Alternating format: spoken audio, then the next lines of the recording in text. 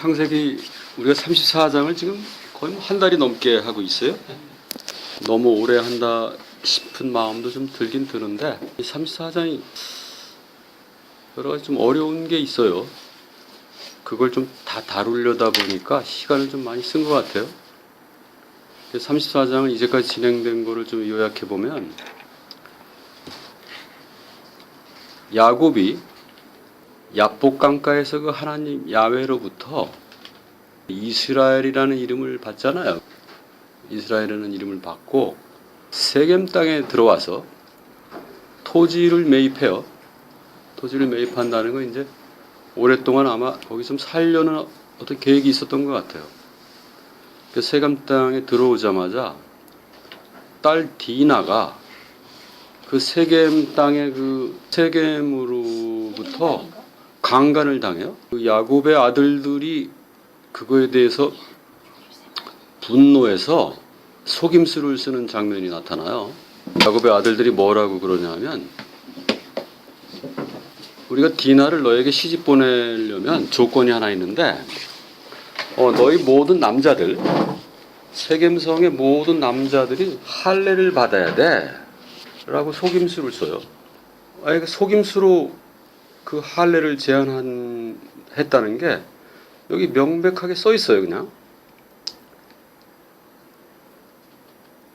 명백하게 써 13절에 보면 야곱의 아들들이 세겜과 세겜의 아버지 하모르를 속였다라고 돼 있어요. 그리고 그 속인 이유로는 그 세겜이 그들의 누이 디나를 더럽혔기 때문이다라고 돼 있어요.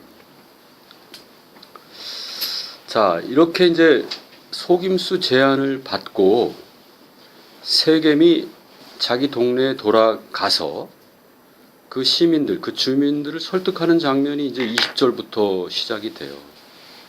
21절부터 뭐라고 얘기를 하냐면 이 사람들은 평화를 사랑하는 사람들이야. 우리하고 평화롭게 지낼 마음이 있는 사람들이야.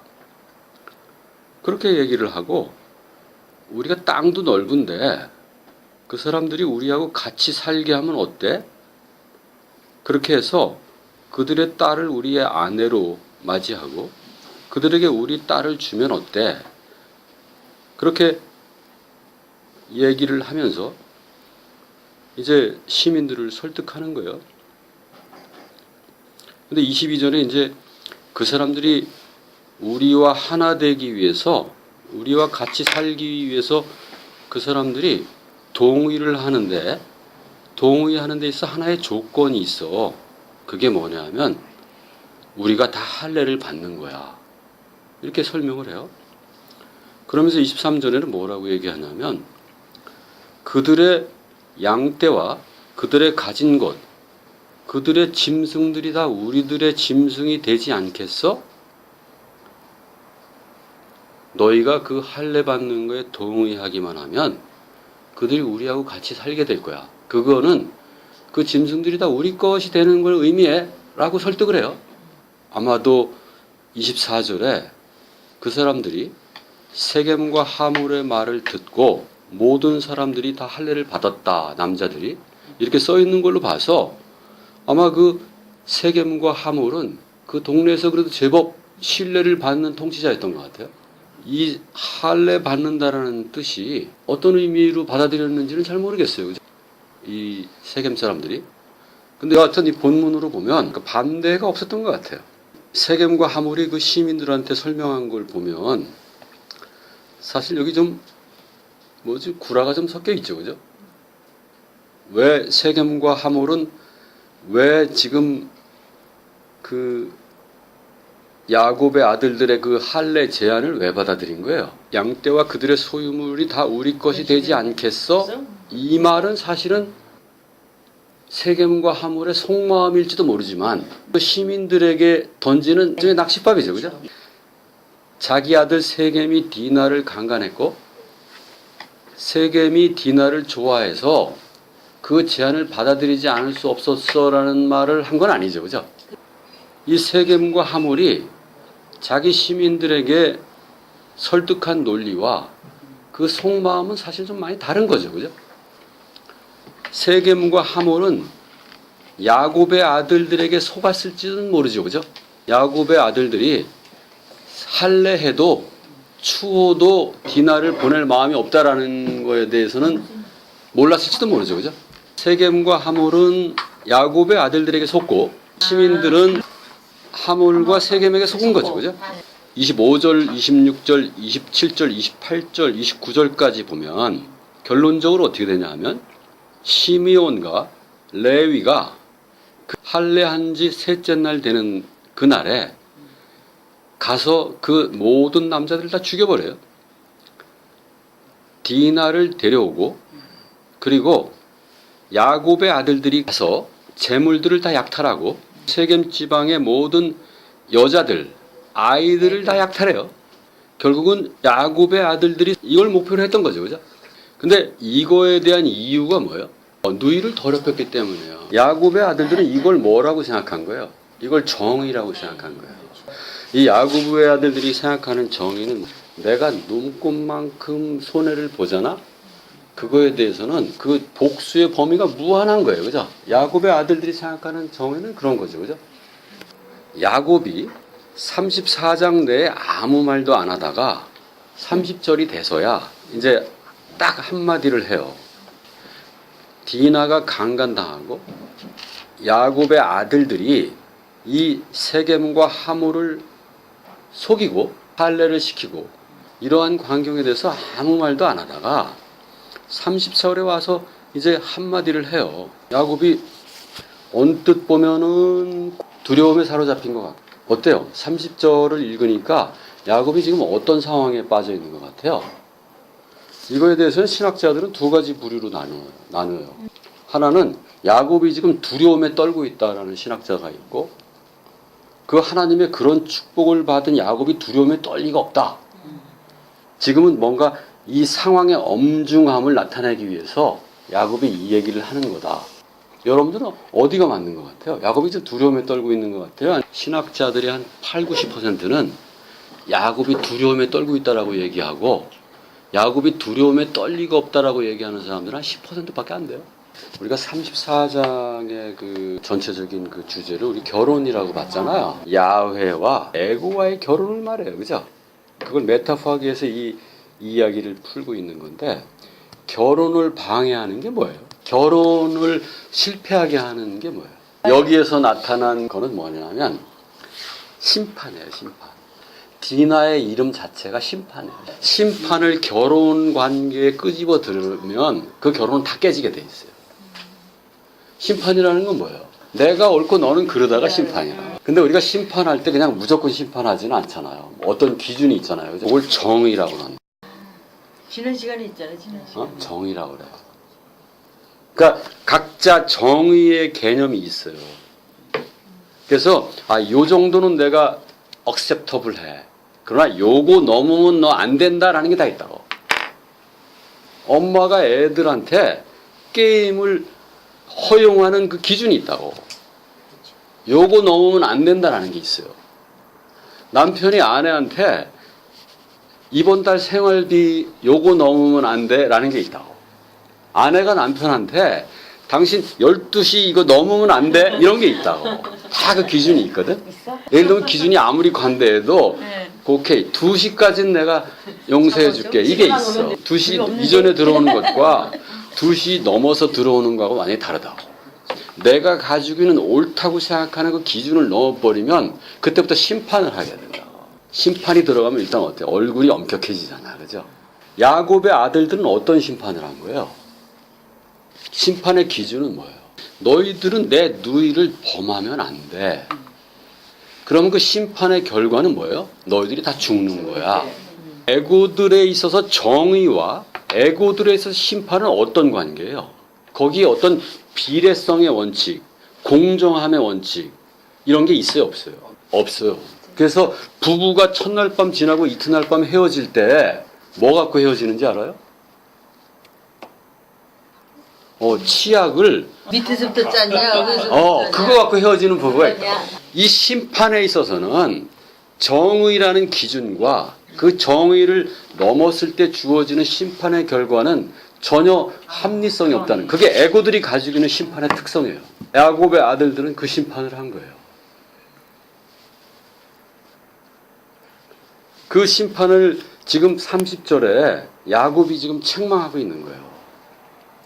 그 심판이 뭐가 잘못됐는지 아니? 너희들이 그 사람들을 전부 죽였지 않니? 그러면 그거에 대해서 가나안 사람들은 우리에게 어떤 심판을 할 수 있는지 아니? 우리들은 전부 죽어야 되는 그런 심판을 받는 거야. 이 얘기를 하고 있는 거예요. 아무 이유도 없이 한 종족이 몰살당했는데 그거에 대한 대가로 우리 종족이 몰살당하는 거는 정의의 관념에 부합하지 않겠니? 라는 얘기를 하고 있는 거예요. 그러니까 뭘 가르쳐주고 있는 거예요? 야곱의 아들들에게?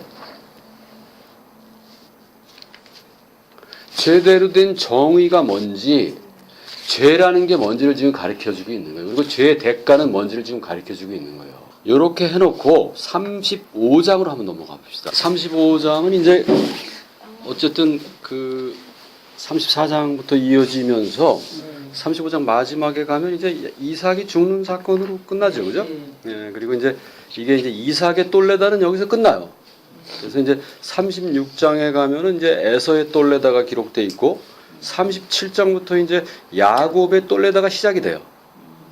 그래서 지금 35장은 이제 이삭의 그 종말, 이삭의 끝이 이제 기록돼 있죠. 그래서 지금 야곱이 이제 그 바단 아람에서 와서 이제 세겜을 거쳐서 그 베델을 거쳐서 베들레헴을 거쳐서 이제 헤브론으로 가는 그 여정이 35장에 기록돼 있어요. 자, 이제 35장 첫머리는 야훼께서 야곱에게 나타나서 너 베델로 가. 거기서 살아. 그리고 거기서 내가 형 에서를 피해서 도망갔을 때 너에게 나타났던 그 신에게 제단을 쌓라고 명령하는 장면으로 이제 이 35장이 시작돼요. 자, 그러니까 34장과 35장 사이에는 사실 좀 시간이 좀 흘렀다고 봐야 돼. 왜냐하면 출애굽기 6장에 보면 모세가 애굽에서 그 자기 형제들을 데리고 광야로 가는 그 사건이 전개가 되는데 그때 이스라엘 사람들의 그 족보를 기록해 놨어요. 시므온이 가나안 여자로부터 낳은 아들을 거기다 기록을 해놨어요. 그 아들이 이미 사울이야. 시므온이 가나안 여자를 얻어서 아들을 낳았다는 사실을 거기다 기록해놨어요. 그래서 그 아들과 함께 야곱과 함께 그 요셉을 찾아서 애굽으로 들어갔다라는 그 사건을 거기다 기록해놨다고. 그러니까 그 자손들이 그 모세와 함께 이제 광야로 탈출할 때 그 조상들의 그 족보를 기록해놓은 게 있다고. 그러니까 지금 34장과 35장 사이에는 상당히 시간이 흐른 거예요. 자, 이제 우리가 아까 그 질문을 하나 했잖아요. 그죠? 그러니까 34장의 그 30절에 이 야곱은 어떤 포지션을 가지고 있는 거냐 이거죠. 그죠? 여러분들이 이제 35장을 읽었잖아요. 그죠? 35장을 읽고 나니까 어떤 포지션을 가지고 있는 것 같아요? 좀 실마리를 좀 찾을 수 있어요? 아마 이 야곱은 우리가 언뜻 생각해도 이런 생각을 했을 것 같아요. 우선 그 세겜의 족속들이 다 이제 내 땅이 되고 거기에 아내들이 다 야곱의 아들들의 첩이 되든 뭐가 되든 다 됐잖아요. 그죠? 거기 아들들이나 뭐 다 노예가 됐을 거 아니에요. 그죠? 그런 상황이잖아요. 그죠? 그러니까 세겜 땅에서 상당 기간 아마 거주했다고 봐요. 근데 야곱에게 있어서는 뭐가 남았을 것 같아요? 숙제가. 그러한 사건이 있고 난 다음에 거기서 머물러서 한동안 있었다면 남은 숙제는 뭐예요? 35장 5절에 보면 하나님의 그 두렵게 하는 것이 그 사람들에게 임했다라고 한 걸로 봐서 야훼께서 야곱을 철통같이 보호했던 것 같아. 그러니까 그런 두려움은 없었다고. 그러나 그런 두려움은 없었지만 야곱에게 남은 숙제는 있지. 응? 죄의 문제가 남지. 용납할 수 없는 그 학살, 한 종족을 학살한 죄가 있잖아. 그 죄의 문제는 남잖아. 그죠? 그러니까 야곱이 가지고 있는 정의의 관념과 아들들이 가지고 있는 정의의 관념은 다르잖아. 야곱은 진리의 존재 아니야. 그죠? 그죠? 그러면 아버지가 내 아들이 한 종족을 살해한 11개의 아들이야. 11개의 아들이야. 그죠? 그럼 아들들이 살인자로 있잖아. 그럼 야곱은 뭐야? 살인자의 아버지잖아. 그죠? 그 아버지에게 숙제가 있다는 생각이 안 들어요? 여러분들의 아들이 살인자야. 그러면 여러분들이 그 아들이 감옥 가는 걸로 여러분들이 다 끝나는 게 아니잖아요. 여러분들은 살인자의 부모 아니에요. 그죠? 아무 이유도 없이 한 종족을 살해했다면 여러분들도 그 뭔가 좀 숙제가 남아있는 거 아니에요. 그죠? 그럼 여러분들 같으면 어떻게 하겠어요? 그 당시 세계에서 속죄는 유일하게 뭐예요? 복수를 당하는 거죠. 그죠? 그죠? 복수를 당하는 거 말고는 방법이 없지. 응보를 받는 게 정의가 회복되는 거 아니야. 그죠? 그러니까 우리 민족이 몰살되는 게 정의가 회복되는 거 아니야. 그죠? 여러분들 자녀가 누구를 살인했다면 여러분들이 죽는 날을 기다리고 있지는 않을 거 아니에요. 그죠? 안 죽으려고 바등바등 될 거 아니야. 그죠? 그러니까 정의가 이루어지는 걸 용납을 못 할 거 아니야. 그죠? 그거에 대한 대안이 있어야 되잖아요. 그죠? 그래서 지금 35장에 그 대속의 그 제사를 가르쳐 주는 거예요. 야훼께서 야곱에게 나타나서 너 베델로 올라가서 그 대속의 제사를 지내라고 얘기를 하고 있는 거예요. 그러니까 이 야훼의 음성이 들리기 전까지 야곱은 어떤 거예요? 그럼 어떤 상황에 빠져 있었던 거예요? 도대체 어떻게 이 문제를 해결해야 될지 방법을 몰랐던 거예요. 언제 그 정의, 보복이 올지에 대한 그 한없는 두려움도 있었지만 한편으로는 야훼가 어떻게든지 나의 이 대속의 길을 마련해 줄 거라는 그 믿음도 있었지만 어쩌면 이 음성이 들려올 때까지 야곱은 고민을 했다고 봐요. 그러니까 아까 그 신학자들이 얘기한 건 사실은 둘 다 맞는 거예요. 믿음도 있었지만 주어지지 않는 그 솔루션 그거 가지고 아마 밤을 새면서 고민을 했을 거라고. 그러니까 35장 1절에 그 야훼로부터 너 베델로 올라가서 거기서 제단을 쌓라는 얘기를 들었을 때 야곱은 이제 비로소 살 길이 생겼다고 생각한 거예요. 그죠? 4절까지 보면 여기 지금 야곱이 어떤 지시를 하잖아요. 그죠? 2절의 첫 번째 지시가 뭐예요? 그렇지. 우상들을 다 버려. 그죠? 우리가 베델로 가서 그 제단을 쌓을 거야. 라는 얘기를 하죠. 그죠? 그래서 4절에 이 아들들이 다 순종을 해요. 아들들이 순종을 해서 군소리가 없어요. 그죠? 그러니까 34장만 해도 34장 마지막 절에 아들들이 뭐라고 그래요. 그죠? 그리고 34장 내내 어떤 분위기예요? 야곱은 말 한마디 뻥끗 안 하고 주도권을 쥐고 있잖아요. 누가? 아들들이 주도권을 쥐고 있잖아요. 그죠? 그래서 아들들이 심판도 하고 그렇게 하잖아요. 근데 35장에 가면 이제 그 아들들이 순종해서 처음에 뭐라고 그래요? 자, 그 이상한 외국 귀신이죠. 그죠? 이방신이죠. 그죠? 네, 이방신을 그 버리라는 명령에 이제 순종을 해요. 이방인들이 가지고 있는 거기 뭐 남자를 제외한 모든 것을 내 소유로 했잖아요. 소유로 하면 거기다 따라와. 여자들이 그 귀걸이 하던 풍습이네 이런 다 따라온다고. 유행이 따라오는 거야. 정교도 따라오는 거라고.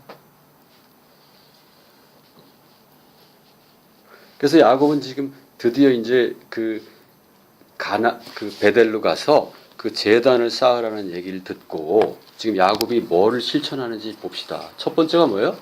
이방신을 버리는 거죠. 그죠? 이방신을 버려요. 자, 근데 여기 보면 4절에 보면 그들이 야곱에게 그 모든 이방신을 주었더라. 이렇게 돼 있잖아요. 그죠? 그죠? 네. 그러니까 여기서 이방신이라는 건 뭘 말하는 거냐면 뭐 좀 우상, 보이는 상. 그죠? 만들어진 상. 그걸 말하는 것 같아요. 귀걸이에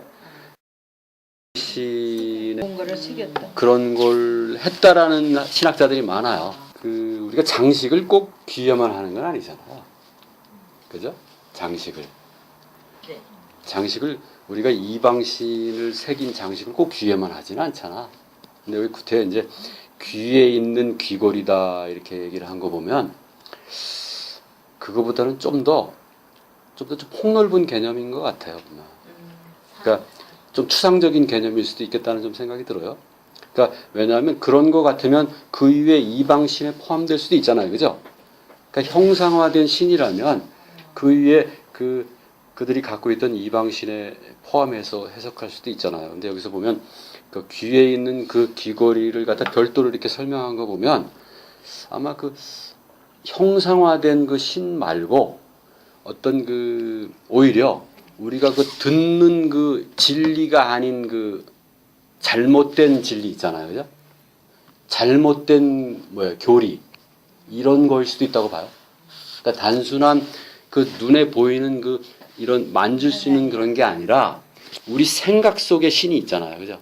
잘못된 신에 대한 생각 그런 거일 거라고 봐요, 저는. 정결케 하고 너의 옷을 갈아입으라라는 거는 우리가 마음을 새롭게 하면 어떻게 해요, 보통? 그래서 마음을 좀 정결케 하는 그런 의미로 받아들이면 틀림없을 것 같아요. 이걸 구태여 어떤 의식적인 걸로 자꾸 받아들이면 우리한테 뭐 득되는 게 없잖아요, 그죠? 그러나 마음을 깨끗이 한다라고 받아들이면 우리한테 득되는 게 있잖아요, 그죠? 그 잘못된 신을 버리고 잘못된 그 이단 사설을 버리고, 그죠?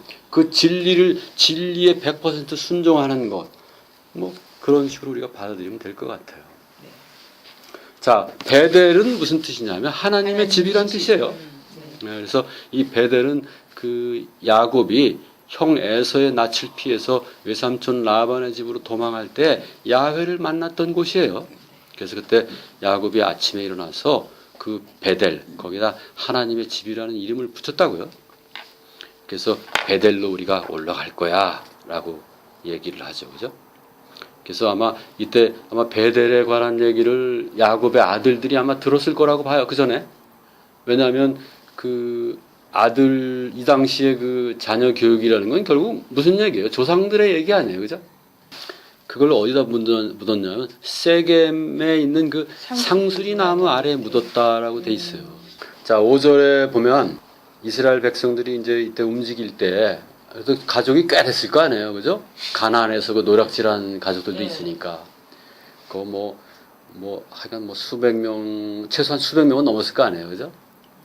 수백 명을 데리고 이제 베델로 올라가는 장면이 5절에 있는데 그때 그 사람들이 그 야곱의 아들들을 쫓지 못했어요. 왜 쫓지 못했냐면 그 야훼의 그 두렵게 하는 것, 그죠?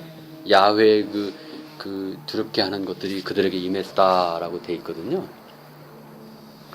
그 지금 야훼 두렵게 하는 게 누구에게 임한 거예요? 그 야곱에게 임한 거죠, 그죠? 지금 34장에는 그 한마디 말도 없던 그 하나님의 그 영광이 지금 35장에 오면서 야곱에게 임한 거예요. 야곱이 지금 그 야훼의 목소리를 듣고 이제 움직이고 그 야훼의 영광이 지금 야곱의 위에 머물러 있는 거예요. 7절에 보면 이제 제단을 쌓고 여기 참 이상한 그 기록을 해놨어요. 야곱이 그의 형 낯을 피해서 도망했을 때 하나님이 그에게 나타났기 때문에 그 베델에서 그곳 그 제단을 쌓은 그 장소를 엘베델이라고 불렀다 이렇게 돼 있어요.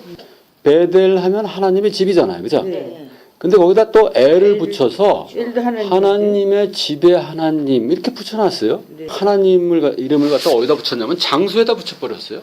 그러니까 엘베델이라고 불렀다라고 번역을 해놨거든. 근데 그걸 무슨 뜻이냐면 하나님의 집의 하나님이라고 불렀다라는 뜻이잖아요. 좀 이상하지 않아요?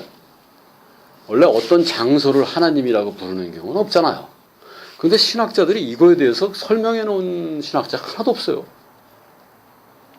다 엘베델은 무슨 뜻이다라고만 설명을 해놨지 왜 그 장소를 하나님이라고 불렀는지는 아무도 해석을 안 해놨어요. 네? 여러분들은 왜 그런 것 같아요? 왜 그 야곱이 그 장소를 하나님이라고 부른 것 같아요? 아니면 번역을 좀 잘못했든지, 그죠? 이렇게 하면 말은 되죠, 그죠? 거기서 베델의 하나님을 불렀다. 이렇게 하면 말은 되죠, 그죠?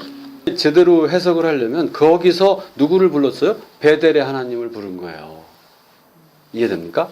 그러니까 번역을 다 엉터리로 잘못한 거예요. 베델의 하나님. 예. 왜 야곱이 베델의 하나님을 부른 거예요? 여러분들이 하나님을 어디서 만났어요, 처음에? 예? 자기 속에서 만나는. 아니, 여러분들이 진리를 알기 전에 어디서 만났어, 하나님을? 아, 그러니까 어디 교회 이름이 무슨 동이에요? 어? 그런 거. 봉천동이라고. 그럼 봉천동의 하나님이 그 사람이 가지고 있는 하나님이야. 그렇죠. 어? 그럼 봉천동을 벗어나면 그 사람들은 하나님이 없어지잖아. 그지? 네. 그지? 봉천동에서 만난 하나님을 만나기 위해서 봉천동을 갔어. 근데 봉천동 간다고 하나님이 있어, 없어? 없잖아. 그러니까 그때는 뭐라고 불러야 돼? 봉천동의 하나님이라고 불러야지. 그죠? 예. 그죠? 옛날에 만났던 그 하나님이라고 불러야지. 그죠? 그러나 그 봉천동의 하나님과 지금 만난 하나님은 같은 하나님 아니에요. 그죠? 그러면 지금 하나님을 만나면 다시 뭐라고 불러야 돼? 지금은 이제 어디서 만나냐면 부산에서 만났어. 그럼 뭐라고 불러야 돼? 그때는 또 부산의 하나님이라고 불러? 아니죠. 그러니까 하나님이 봉천동의 하나님 따로 있고 부산의 하나님 따로 있지 않잖아. 그죠? 네. 그냥 하나님이지. 하나님은 하나님이지. 거기에 베델의 하나님이 있을 수가 없잖아. 그러니까 지금 여기 그걸 베델의 하나님의 집의 하나님이라고 부른 건 뭐예요? 그러니까 베델의 하나님이 고유명사가 된 거예요. 베델의 집이 하나님의 집이 고유명사가 돼버린 거라고. 예. 하나님이 어떤 특정한 장소에 나타나는 것처럼 기록이 된 거예요. 그러니까 우리 안에 있는 하나님, 항상 우리와 함께하는 하나님 개념하고는 약간 차이가 있다고. 네. 그러니까 우리가 보통 기독교인들이 하나님을 처음에 만났을 때 어떤 사람은 기도원에서 만나고 어떤 사람은 뭐 어디서 바닷가에서 뭐 어디서 만나고 어떤 사람은 배 타고 가다 만나잖아요. 그죠? 그 하나님으로 다 기억을 하고 있잖아. 그죠? 네. 그런 하나님으로 지금 나타나고 있다고 7절에는. 근데 그 밑에 보면 사실은 다시 그냥 그 본래의 하나님, 그 본래 하나님으로 다시 저 밑에 가면 다시 내려온다고. 그러니까 15절에만 하면 어때? 15절에 한번 읽어볼래? 15절. 자, 이제 베델이라고 다시 원상복귀 된 거예요. 그러니까 그 바다나람으로 도망갈 때 그때 베델이잖아요. 그죠?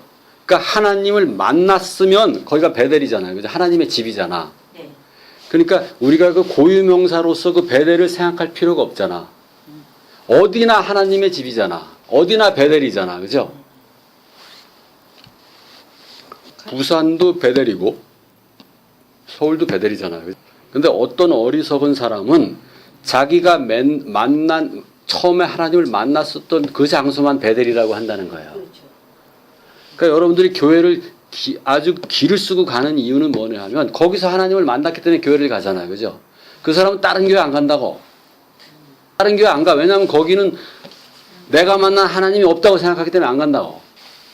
34장 30절의 그 야곱의 상황을 우리가 상당히 두 가지 견해를 가지고 얘기를 했잖아요. 그죠? 한편으로는 믿음도 있고 한편으로는 아직 그 죄에 대한 문제를 해결하지 못한 그 야곱의 두려움도 있었다고 얘기를 했잖아요. 그죠?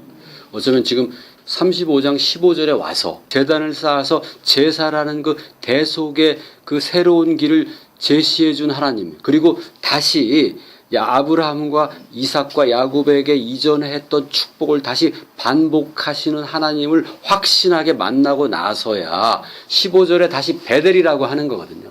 그러니까 이 베델은 엘베델하고 베델하고의 차이는 뭐예요? 그 죄의 문제에 대해서 여전히 완전하지가 않은 거예요. 11절부터 야복강에서 했던 축복을 다시 반복하잖아요. 그죠?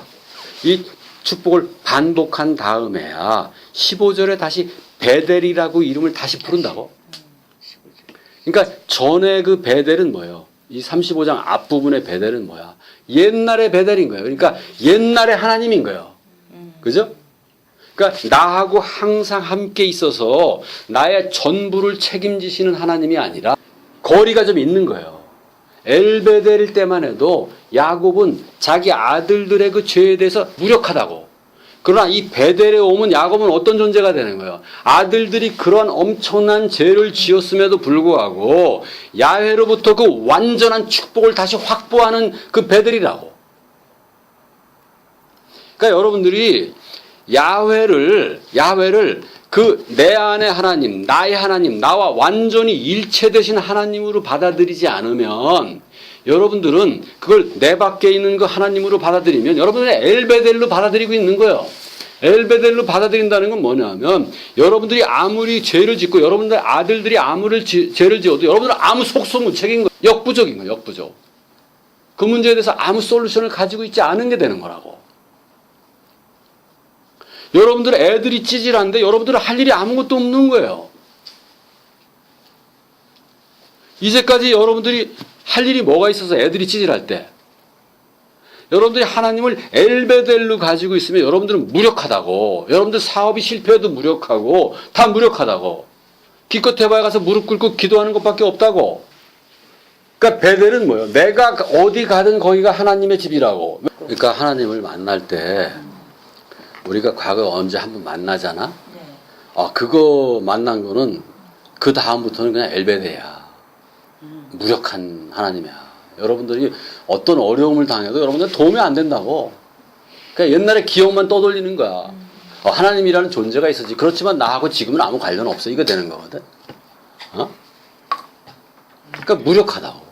지금의 나, 지금 내가 가지고 있는 문제에 대해서는 완전히 무력하거든. 그러나 베델은 뭐야? 내가 하나님의 집이 되면 하나님이 내 안에 계시면 무력함으로부터 벗어나지. 항상 지금 내가 가지고 있는 문제에 대해서 어떤 솔루션을 내놓을 수 있지. 여러분들은 여러분들이 가지고 있는 문제에 대해 솔루션을 내놓을 수 있어요? 그것이 여러분들이 내놓을 수 있다면 여러분들은 베델이고, 여러분들이 만약 그걸 내놓을 수 없다면 여러분들은 엘베델이라고. 내 밖에 하나님을 부르는 거라고. 내 밖에 하나님을 부르려면 얼마나 피곤해. 베델까지 가야 돼. 옛날에 내가 하나님 만나도 교회 가야 된다고. 지금 내가 죽겠는데 애가 지금 숨이 넘어가는데 교회 가서 무릎 꿇고 앉아 있다니까. 왜냐면 거기서 하나님을 만났기 때문에. 지금 하나님이 내 안에 있어야 지금 솔루션이 이루어질 수 있다고. 지금 명령할 수가 있다고. 지금 복을 받아올 수가 있다고. 지금 치료를 이룰 수가 있다고. 엘베델로 가지고 있는 존재들은 아무 의미가 없다고. 하나님을 어떻게 내 밖에 가지고 있어봐야 아무 의미가 없다고. 무력하다고.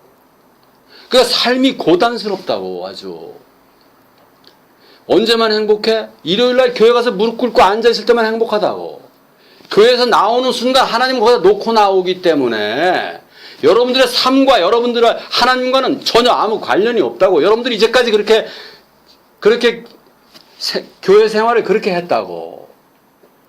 지금도 그렇게 하고 있다면 그게 엘베델이라고. 애들한테 아무 도움이 못 되는 신앙을 가지고 있는 거라고. 내가 가장 사랑하는 남편, 가장 사랑하는 아내가 무슨 급박한 일이 벌어져도 아무 조치도 취할 수 없는 무력한 신앙을 가지고 있는 거야. 그건 아무 쓸모없는 거라고. 그거는 지금 당장 하나님의 능력을 가져올 수 없는, 그건 아무 쓸모없는 거라고. 교회 가면 벌써 늦어. 일요일까지 기다리면 벌써 늦는다고. 요새는 암 걸리면 3일 안에 죽는 사람도 많아. 그럼 교회 갈 때 토요일날 일요일날 기다리면 그 사이에 죽어버린다고. 갑자기 애들이 무슨 독을 마셔봐. 약을 먹고 독을 마셨다 치자 이거야. 애가 죽어가서 숨이 헐떡헐떡 하는데 교회 갈 수 있어? 목사한테 전화할 틈도 없다고. 전화 받아봐야 목사는 무력해. 그걸 엘베델이라고 한다고. 옛날에 만났던 하나님, 누군가 만났던 하나님, 그건 아무 의미가 없다고. 15절에 가면 이제 야곱은 그 34장의 그 어떤 그 아들들의 그 학살 행위의 어떤 그 무력함으로부터 완전히 회복된 모습을 보이는 거예요. 자, 16절부터 라헬이 이제 마지막 애를 낳아요. 벤자민이 뭐예요, 이게? 우편의 아들이라는 뜻이에요. 우편의 아들. 그리스도의 그 하늘에 오르셔서 야훼의 우편에 앉은 아들을 예표해요. 그러니까 우리가 그리스도를 십자가에 죽으시는 아들도 있고, 그죠? 부활하시는 아들도 있고, 통치하시는 아들도 있고, 여러 가지 그리스도가 있잖아요, 그죠? 그죠? 심판하시는 아들도 있고, 여러 가지가 있는데, 여기서 베냐민은 뭐예요? 그 우편에 앉아서 통치하시는 그 아들을 예표한다고. 그러니까 아들의 완성이라고, 완성. 그러니까 아들은 어디서 시작해서 어디서 완성되는 거예요? 십자가에 죽어서, 그죠? 하늘에 오르서 아버지 우편에 앉아 있는 그 아들로 완성된다고. 아들은 우편의 아들이라는 게 뭐예요? 근데 아버지의 본질적인 권능을 갖는 그 존재를 말한다고. 진리에서는 아버지와 아들은 항상 같다고. 그래서 예수님이 항상 그러잖아. 내가 아버지야라고 항상 하잖아. 요한복음 14장에 보면 빌립이 아버지 좀 보여주세요. 그러니까 빌립한테 뭐라? 내가 아버지야. 네가 이제까지 아버지를 본 거야라고 하잖아. 네. 어? 진리에서는 항상 아버지와 아들은 같다고. 엄마가 세상을 마지막으로 하직하면서 아들을 낳아서 아들의 그 이름을 슬픔의 아들이라고 지금 아버지가 베냐민으로 불렀다고 적어놨어요. 야곱은 어떤 야곱이에요? 그러니까 이 34장의 야곱이 아니라 그 슬픔과 그 괴로움을 무능력하게 바라보는 야곱이 아니라고. 능력. 내가 바로 지금 그 축복으로 바꾸는 아버지라고. 그러니까 여러분들이 그 베델로 그 야훼, 나 안에 그 아엠으로 가지고 있지 않으면 이런 능력을 베풀 수가 없다고. 애가 슬픔의 아들인데 그걸 슬픔의 아들이라고 부르면 그 애가 제대로 되겠어? 그걸 바로 바꿔서 야훼 우편의 아들, 내 우편의 아들이라고 이름을 바꾸시는 그 권능을 갖는 그 야곱으로 이 전환이 되는 거예요. 이게 엘베델과 베델의 차이라고. 근데 산파가 한 얘기가 더 재밌잖아. 이 아들 또한 내가 갖게 되리라 이런 뜻이거든. 요셉을 낳을 때 요셉의 이름이 뭐예요? 더하리라는 뜻이거든. 플러스 하리라는 뜻이거든. 그러니까 벌써 요셉을 낳을 때 베냐민을 낳을 걸 벌써 예정하고 있는 거예요. 성경에서 영적으로 보면 이 베냐민은 요셉과 거의 똑같은 아들이야. 그러니까 우리가 그리스도를 여러 가지 관점에서 보잖아요. 그죠? 죽으시는 그리스도, 부활하시는 그리스도, 하늘에 오르시는 그리스도, 통치하는 그리스도 여러 가지를 보는 것처럼 요셉도 어쩌면 이 베냐민을 포함한 그런 존재로서 동시에 그리스도를 예표한다고 봐요. 요셉은 그럼 무슨 그리스도예요? 요셉은 죽었다 살아나서 통치하는 그리스도지.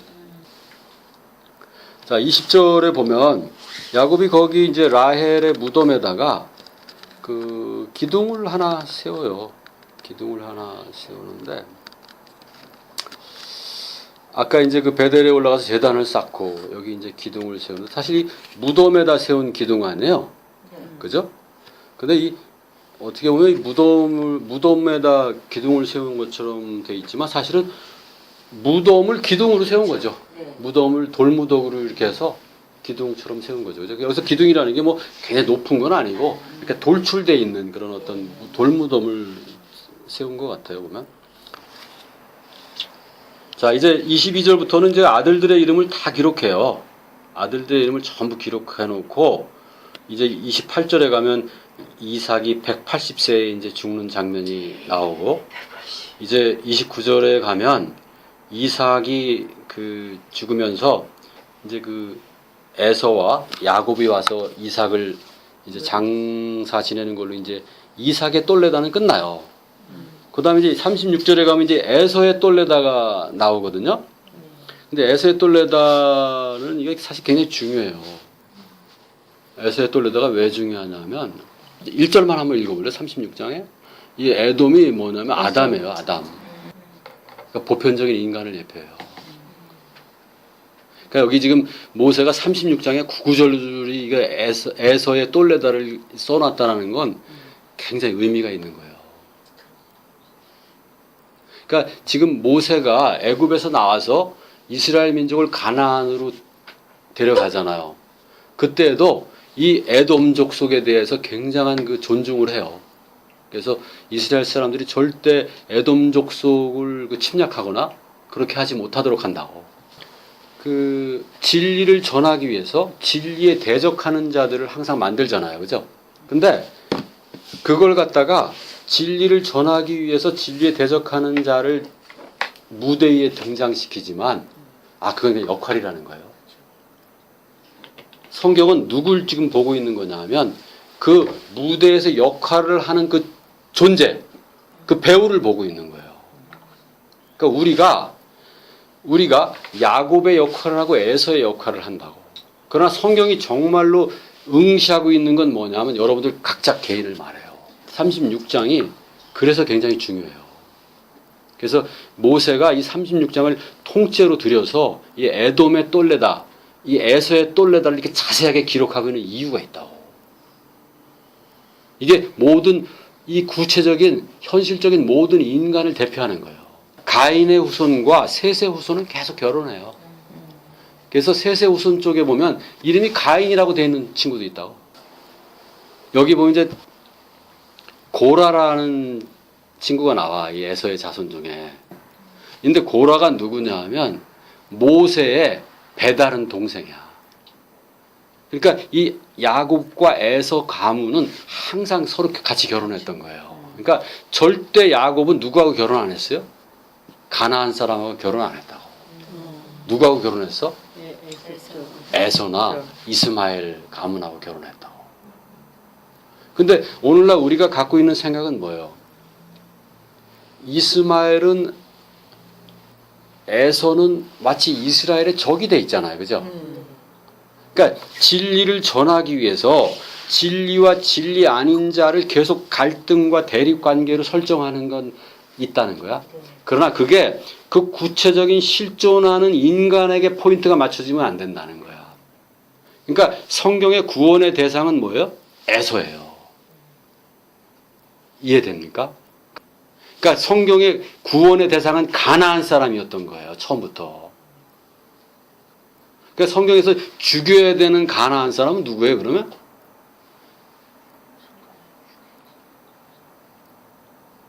에? 아, 우리 안에 진리를 대적하는 에고예요. 어? 우리 안에 진리를 대적하는 우리 자신이라고.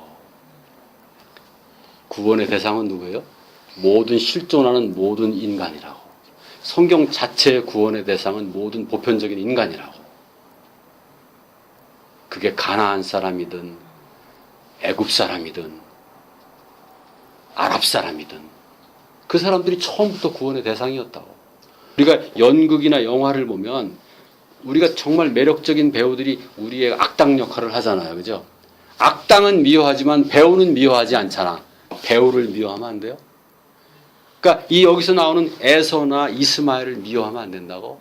진리에 대적하는 그 배역으로서의 그 에서, 배역으로서의 이스마엘을 미워해야지.